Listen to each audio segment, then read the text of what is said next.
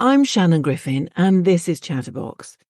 In the second of 4 episodes of my interview with Heather Mills, I delve further into her thoughts on the UK food industry, her views on UK politics, and I find out about her early modelling career and subsequent near-fatal accident which brought her to public prominence. Do you think that we've got a nutritional crisis in this country at a time when, relatively speaking, I know that we've had a cost of living crisis over the last couple of years, but relatively speaking, food has never been more available or cheaper. We have a society that is increasingly obese, but probably malnourished, which is a complete contradiction. It's a bit like we were talking about the mental health thing about people getting self-absorbed. The problem is, and the solution is, so let's see where the problem is. The problem is the excuse is made, oh, I feel a bit dizzy, my blood sugar, let's shove it full of more white pasta and white bread. Oh, well, I can't afford healthy food. When actually I've done the whole P&L analysis on it, and you save thousands of pounds by eating healthy food. I mean, I created the first vegan McDonald's burger back in 2003. Unfortunately, because of Murdoch and the newspapers, it got delayed for many, many years before it went in to help save the environment. But what you do is you do stage 1, stage 2, stage 3, depending where you are in the sector. So the solution is replace like for like. So all processed foods are not good for you, but vegan processed foods, and the word processed just means anything that's, let's say a soy burger is made from edamame and it's made into a burger. That is a process. So people get confused, the misinformation.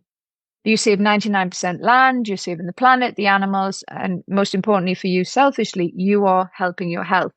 Once you do that, and I've done this on millions of people around the world, having, manufactured vegan food for 30 years to 24 countries, then you move to stage 2 because your taste buds change, your metabolism changes, and suddenly you don't want those alternate meat, fish, and dairy substitutes.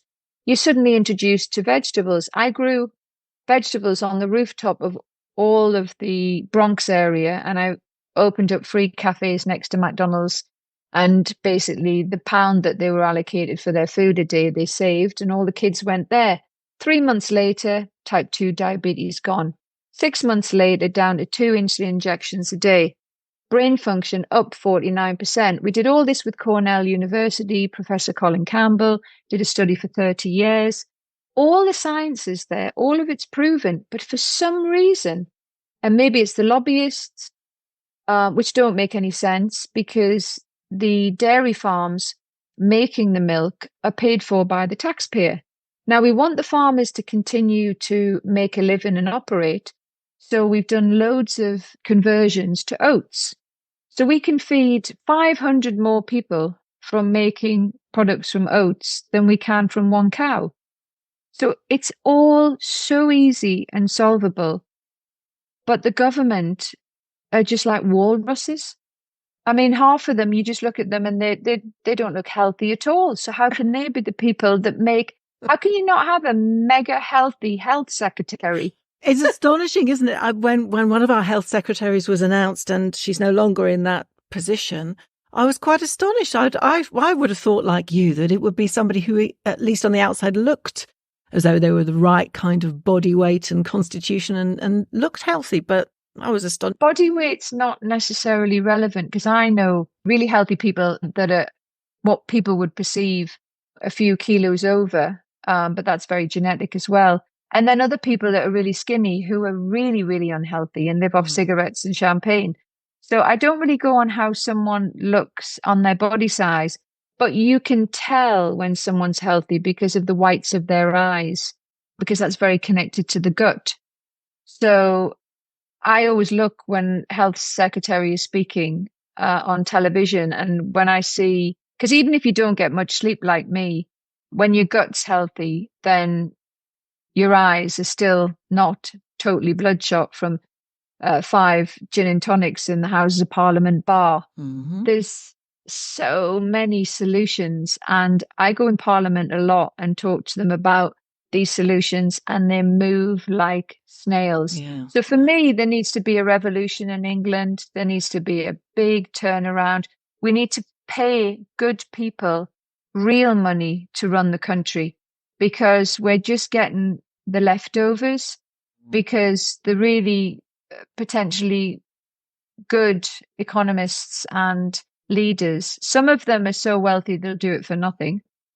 Others are conflicted between whether they're going to run a bank or run the country, and there's a massive gap. So for me, I think politicians, good ones, should be paid more. So we attract, just like businesses do, it should be run like a business. And it is running our country, and it will actually save billions. But all the mistakes we've made, like Brexit, has destroyed the export of manufacturing, jobs, everything. We've got a really weak government that are not holding the utility companies to ransom to say, what the hell are you doing? You've got an incredible amount of money in excess storage, yet Auntie Joan down the road is sitting there freezing because she's conscientious. She's not going to be able to pay her heating bill. I mean, that is disgusting. In Boston, where I've just bought a recent factory, next door neighbor, the farmer, is feeding 1,400 children a week because the schools don't have a cooker. I mean, this is in England. I also did a big donation to a charity when I funded a concert at Alexander Palace because the schools couldn't afford a computer or pens and pencils. We're in England. That is astonishing. It must be so dispiriting when you see that kind of thing. Those basic things, we're getting it so wrong. So wrong. It's unbelievable.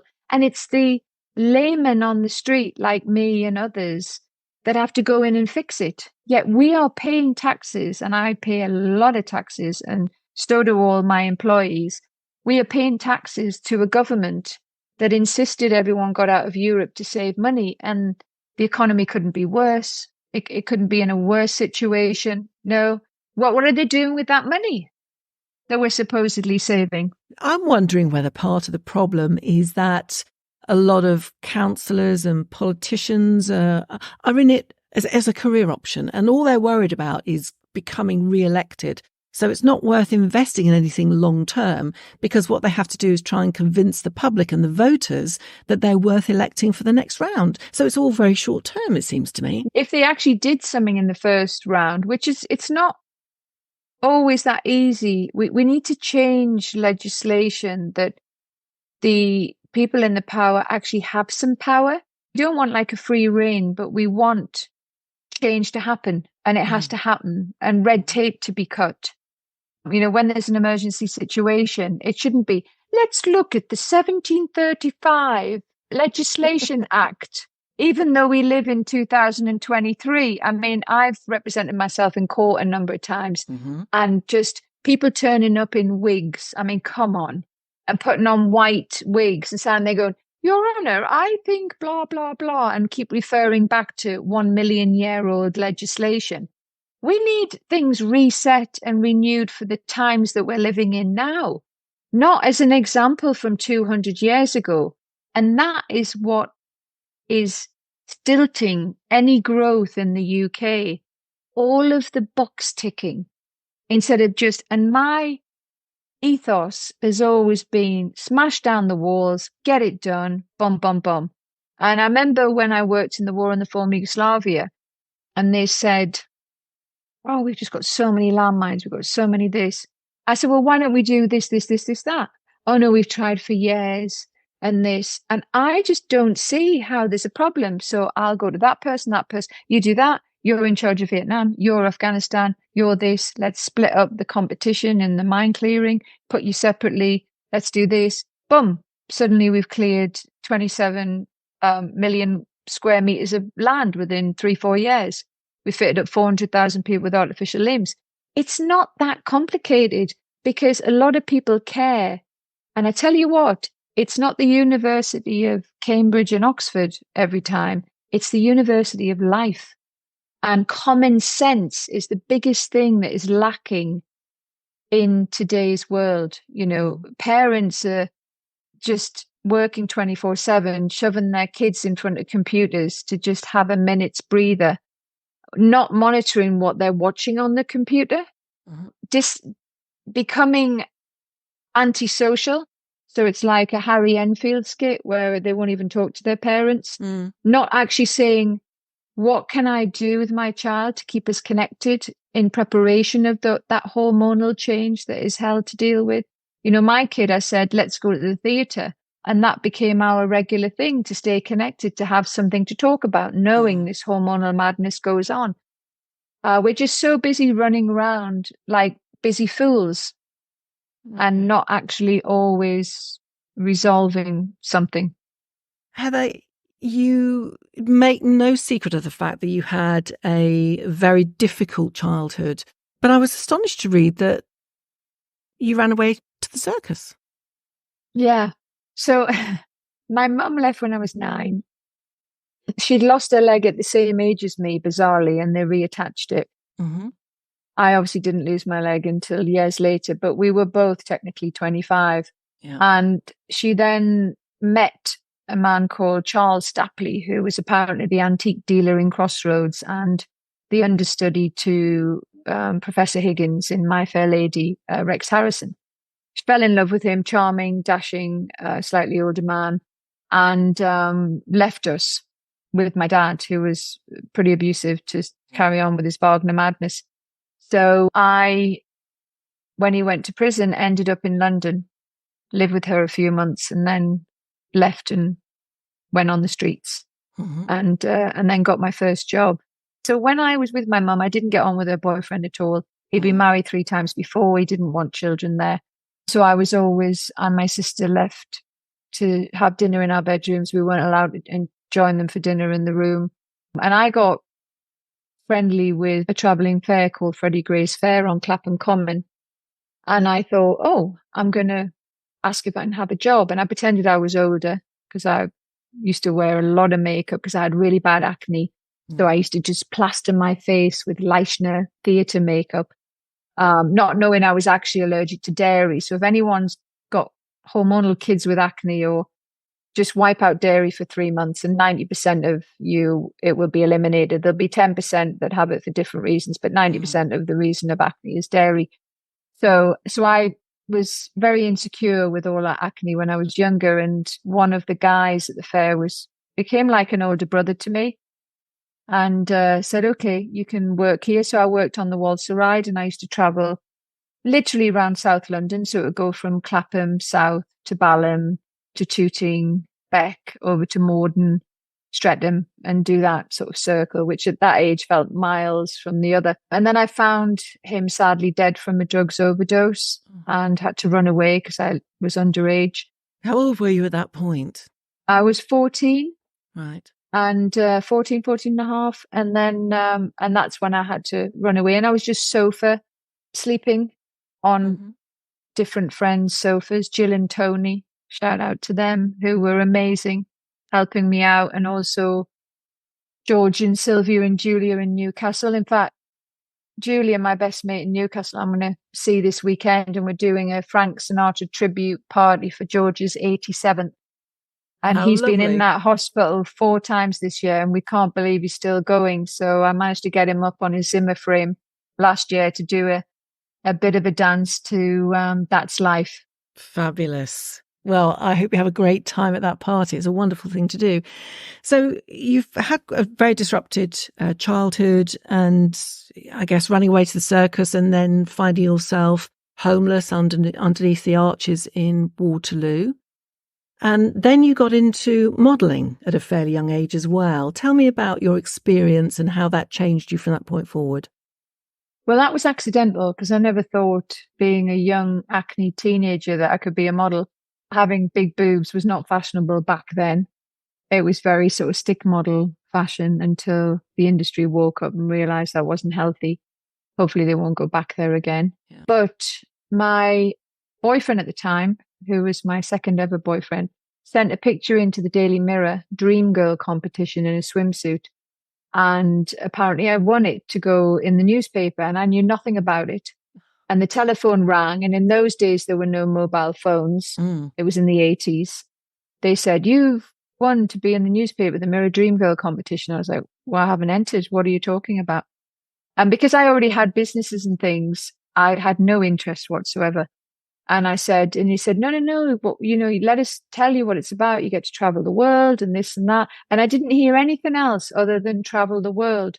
And all that went off in my head was interesting. So they'd pay me to travel the world to do a couple of hours modeling. I could find other products to import into the UK and start running the business and just utilize the free travel just to do a couple of hours work. So while a lot of the girls were sitting there having a coffee and smoking cigarettes, I was going to the markets, working out what products we didn't have in the UK.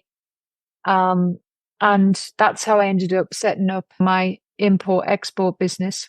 Mm-hmm. And that's how I ended up getting involved in modeling. And I was modeling for a very short time, but it seemed to become the headline that sat with me since I lost my leg. I wasn't a successful model. I was a very average model. I basically had a few contracts, but I was, 5'7.5", and you always had to be 5'8". I was always too many kilos over that I should have been for those days because I love my food. And I was willing to exercise, but I didn't want to compromise on my food. So I was always being told off by the agent. And then I saw some dark sides of modeling because I was an extreme anti-drugs person to the degree that it drove some of my friends who liked the occasional pot mad, because I was like, it's going to kill you. Because my friend had died in the fair. I thought all drugs are going to kill everybody and they're terrible. My mum was an acupuncturist and psychologist and a homeopath at the Royal Marsden Cancer Hospital. So when she left my dad, she studied and did that. So she was very anti-drugs and everything natural. So I was brought up with no drugs. I saw all these drugs and all this manipulation and models not being treated and paid properly and being able to act professionally. So I thought, I think I'll set up a model agency. So I was only about 19 and I set up the first Excel model agency in St. Vincent Street off Marylebone High Street, which then expanded to Bulstrode Street and then down to Kingley Street in the 80s. And I paid the models every week. And the way that I managed to do that was borrow it from the bank and pay the small interest rate and then just charge that to the client on top within the rate. So it meant models were paid every week. They could be professional. They didn't have to go and work night shifts and turn up exhausted for shoots. And we became really, really successful. If a customer asked for a 5'10" brunette with brown eyes, that's what we sent. But the other model agencies sent everybody on the books and wasted their time. So in the end, they would only come to us and a couple of other agencies, Dorothy Perkins and all of those Burton Group companies. And then I had that for a few years and then eventually got married, 21, thinking I'm old. Goodness. I better settle down. You're old at 21. Mind you, the amount of experience you'd had up until that time. That's that. I've got younger as I've got older in my head because I was such an old woman back then. Because my mum had left, I always had to be the mother of everything. Yeah. I realise now, reflecting, and I just said, okay, great. So I sold the agency, got married. Basically ended up having 4 miscarriages and 2 ectopic pregnancies. Oh. And then I was told I couldn't have kids. And I had a brilliant, brilliant gynecologist called Mr. Yehudi Gordon, who was at the Garden Clinic in Hendon. And they wanted to take my tubes out after the ectopic first pregnancy. And I said, I don't want that to happen. Can't I just see if it fixes itself? Because the body's amazing. Surely it heals. And they were like, why is she asking all these questions? We always take it out as a risk. And I said, well, I've looked, and if you monitor the HCG levels and they go down, then it's going to resolve itself. But if they go up, then if I carry my medical things around, you can just rush me in and take it out then. But it gives me a chance that in the future I could have a small chance of having a child. And they didn't want to know. They thought it was nuts. So someone introduced me to Yehudi Gordon. He said, that's a really good idea. It's not something we've tested. But if you want to be the tester, it's on your head and at your risk. And I was, and that was in November of 90, and it resolved itself. And then I had another one in the February of 91. And I didn't, by that time, have any relationship with my husband because he had no interest and not supportive. But I got on really well with his ex-wife because we would share the kids, and I wasn't involved in the separation of their divorce. It split up years before. So she invited me skiing to the former Yugoslavia, and I never skied in my life because you had to have money to ski as a kid. And when I was out there, I discovered I had the second ectopic pregnancy, and I rang Yehudi and said, "What do I do?" He said, "Well, make sure you need a hospital, but I think your body's going to do the same thing." Mm-hmm. And it did. And then I went back and they tested my tubes, and they said, "I'm sorry, but you won't be able to have kids because the scar tissue is really bad, but you have kept your tubes." And I was like, "Okay, I'll come to terms with that. Maybe if I meet someone in the future, we'll adopt." And then when I got married the second time, 12 years later, they my ex-husband said, "Oh, I make great kids. We should have kids." I said, "I can't have kids. And you've got plenty of kids. So we'll just not go down that track." 3 years into the marriage, I was pregnant. And Yehudi Gordon said, "How on earth has this happened?" I had a massive 11-pound baby coming in this tiny vegan body. And I said, "It's called the vegan grow bag." And I had metal plates in my pelvis because in the middle of that, I'd lost my leg after coming back from the war and crushed my pelvis. So the metal plates holding my hips together and my pubis symphysis could only take a baby up to 7 pounds, and then it broke. So I had to be on crutches and in a wheelchair for the last couple of months. But when the baby came out, Yehudi said, "Can I bring some specialists in? Because we don't understand how you've got pregnant and had a baby with all that scar tissue," because they put the dye up and it was completely blocked. And they went back in and they said, "This can't be the same tubes." And I said, "What do you mean?" And he said, "They're clear. There's no scar tissue." He said, "They're completely healed. You can have more babies, but look at the results. Look at them. What have you done?" And I said, "Nothing." And then my ex turned around and said, "Well, you did turn vegan within 2 years and you've been like that for 15 years. So maybe you've healed your body."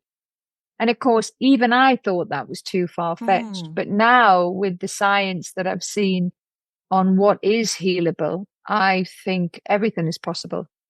My thanks to Heather Mills. Join me in the third episode of my 4-part Chatterbox series, where I find out why she became vegan, her experience of being in hospital, and her approach to dealing with challenges and adversity. To listen to more episodes or find links to all of our programmes and videos, visit hospitalradiomedway.co.uk. I'm Shannon Griffin, and you've been listening to Chatterbox.